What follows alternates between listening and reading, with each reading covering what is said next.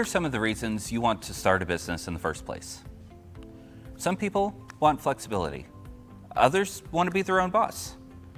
Others see an opportunity to do something better or more efficiently. Some others just can't stand the idea of working for somebody else for one more day. There are no right or wrong answers. However, there are often misconceptions on what it means to own a business. For example, many people think they'll be able to work less and have more free time. This is usually not the case. Typically, a business owner will end up working longer hours than they would working for somebody else. And being your own boss doesn't necessarily mean that you're in charge. Instead of answering to somebody else higher up in the organization, you end up answering to your customers, to your bankers, to your suppliers. Don't get me wrong, running your own business can be exciting.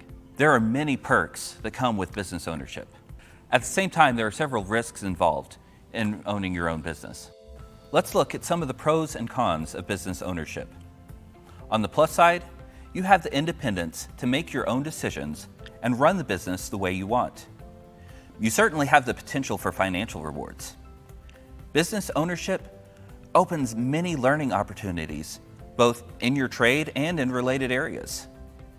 For some, the biggest reward of business ownership is the personal satisfaction that you've built something, that you were able to create a project and see it through to the end.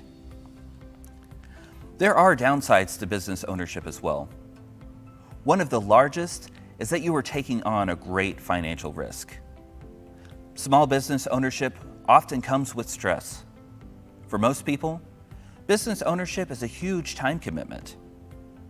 One thing many people overlook as they are starting is, in most cases, every part of the business falls on you. You are not only the practitioner doing the job you enjoy, you're also the bookkeeper and the janitor. You are order processing and customer service. Every part of the business ultimately becomes your responsibility.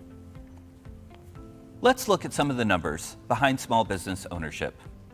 Not all of these numbers are encouraging. However, it is important to have all of the information as you start your planning process. First, 20% of businesses with employees fail within the first year. Only half of businesses make it past year 5.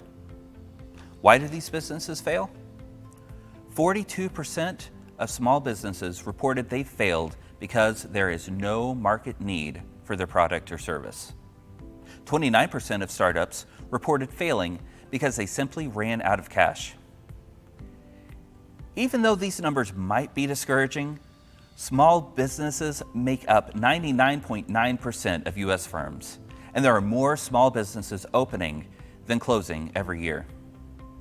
If you know the numbers, and more importantly, know why other businesses are failing, you can make educated decisions to help set up your business for success.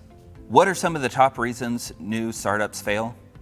Topping off our list is inadequate front-end planning. Another reason is lack of experience. One of the more common reasons for failure is insufficient capital or not enough money to keep the business going. Some people link their failure to a poor location or poor inventory management. Many people overinvest in fixed assets at the beginning, like their building or equipment. Some people cited their business failed because of poor credit arrangements. Another common reason for business failure is mixing personal and business funds.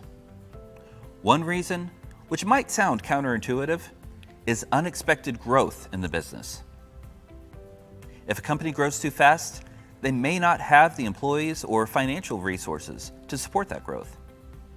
Rounding out our list is inadequate records and financial knowledge. These are just a sample of the many reasons businesses might fail. The good news is, most of these can be avoided by careful planning from the beginning. That's what we're going to talk about in our next session.